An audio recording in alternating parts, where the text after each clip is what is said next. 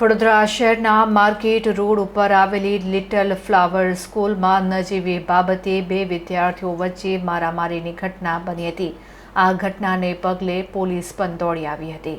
વિદ્યાર્થીઓ વચ્ચે ટપલી દાવ બાદ મામલો બીચક્યો હતો। ત્યારે બે વિદ્યાર્થીઓને ટપલી દાવ મારવામાં આવ્યો હતો અને અન્ય વિદ્યાર્થીઓ ગળદાપાટુનો માર મારતા હતા, જેમાં એક વિદ્યાર્થીના દાંત તૂટ્યા છે। તો આ બનાવને પગલે ખળભળાટ મચી ગયો છે।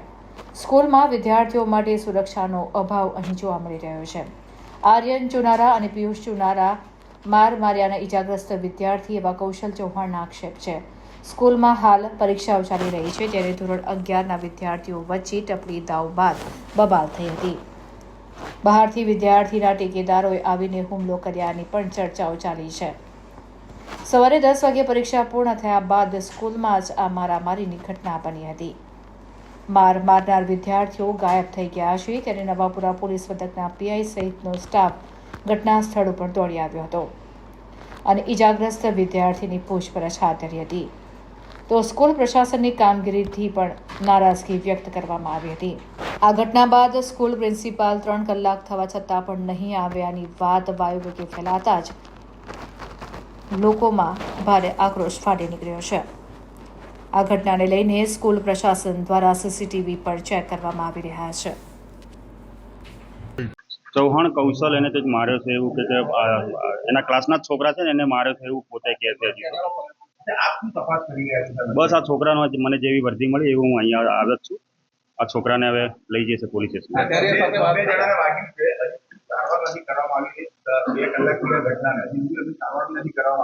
મને જેવો મેસેજ મળ્યો હું અહીંયા આવી ગયો છું। હમણાં સારવાર કરવા માટે મોકલી આપી। મારો ભાઈ છે એ જ્યારે પેપર આપીને નીચે આવતો હતો ત્યારે 2 થી 3 જણાને ટપલી મારી આવ્યો, બોલો કે ટપલી કમ મારો। તો 2 થી 3 જણ ગારો બોલવા માંડ્યા પછી એને ઘેરી લીધો અને પછી અહીંયા ફેટ પકડી। ફેટ આવીને બહાર આવ્યા, બહાર આવીને મારા ભાઈને મારવા માંડ્યા અને અહીંયા નખોરિયા માર્યા છે અને 10 થી 15 જણા ઘેરીને માર્યા છે અને બધા ચુનારા જ હતા। એમ કે નાડકર્ણી સ્કૂલમાંથી હું 11 ધોરણની ક્લાસ ટીચર છું। મારું નામ સમા પીપરાની છે। અહીંયાથી 9મું અને 11મા ધોરણનો 2 કલાકનું પેપર પૂરું થયું એટલે છોકરાઓ બધા ક્લાસમાંથી ધીમે ધીમે નીચે ઉતરતા હતા।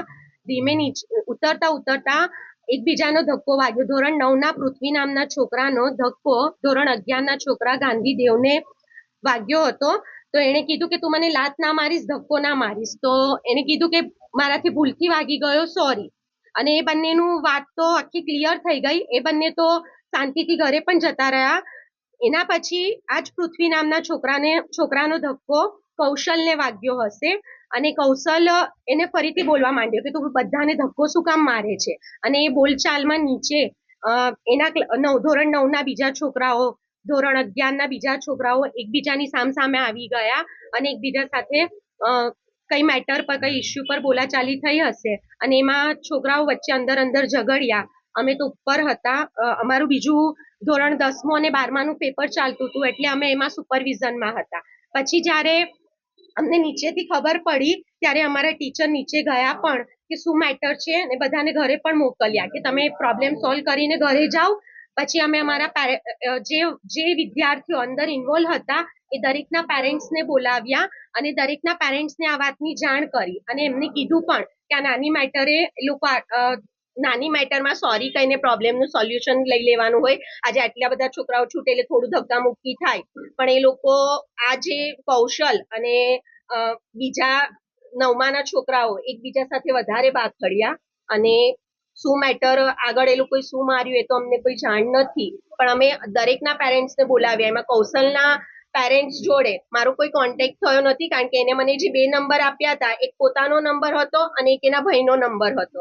એ ભાઈ જોડે મારી વાત થઈ તો મેં એના ભાઈને કીધું કે મને તારા મમ્મી કે પપ્પા જોડે વાત કરાવ, તો કે જે હવે મારે કરવું હશે હું જાતે કરીશ।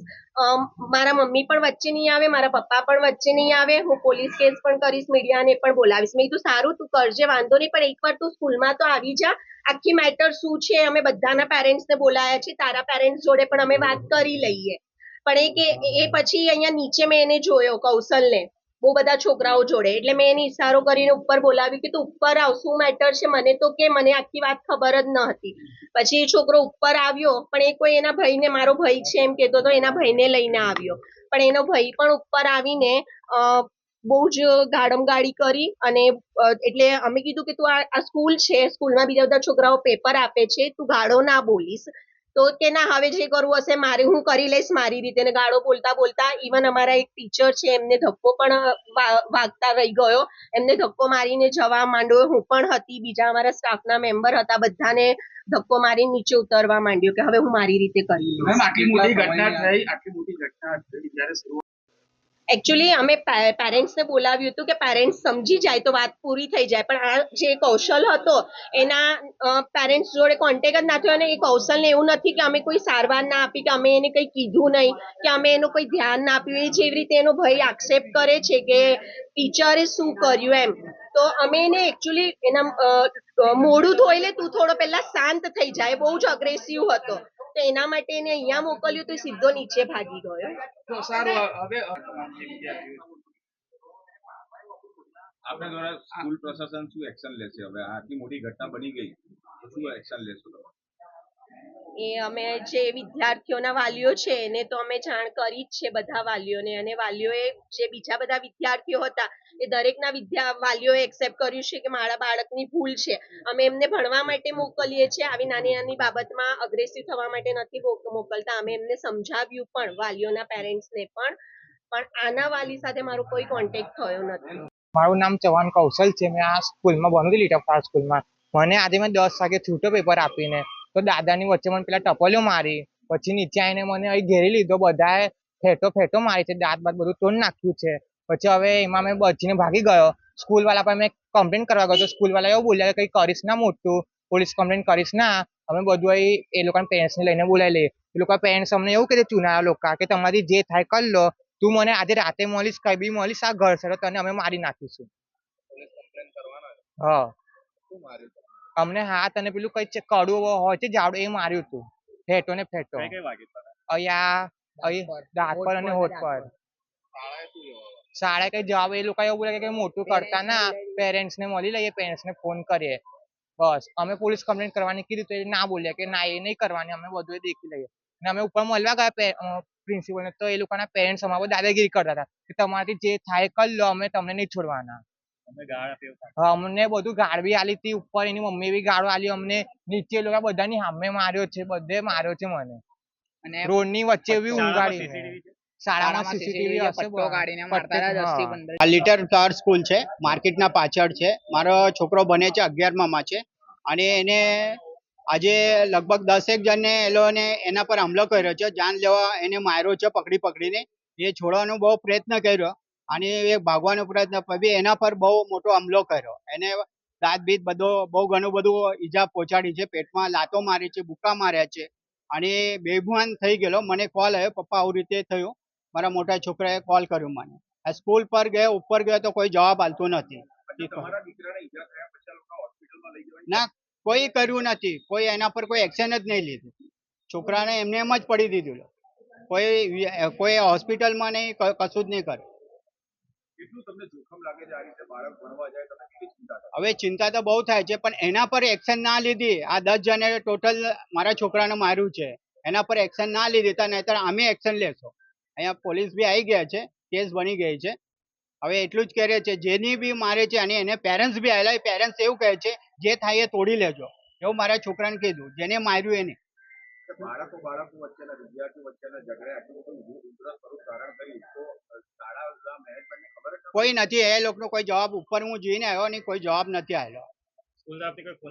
ના, કોઈ ફોન નહીં આવ્યો. મારા છોકરાએ મને, મોટા છોકરાએ ફોન કર્યો, કોલેજ હતો અને એને અહીંયાથી ખબર પડી ગઈ એટલે એને મને કોલ કર્યો, પપ્પા તમે ત્યાં પહોંચો. એટલે હું જોબ પરથી અહીંયા આવ્યો. હવે એવું રેગિંગ તો મને હજુ એને કીધું નથી કે પપ્પા, પણ આ જે થયું ત્યારથી એવું લાગે છે હવે.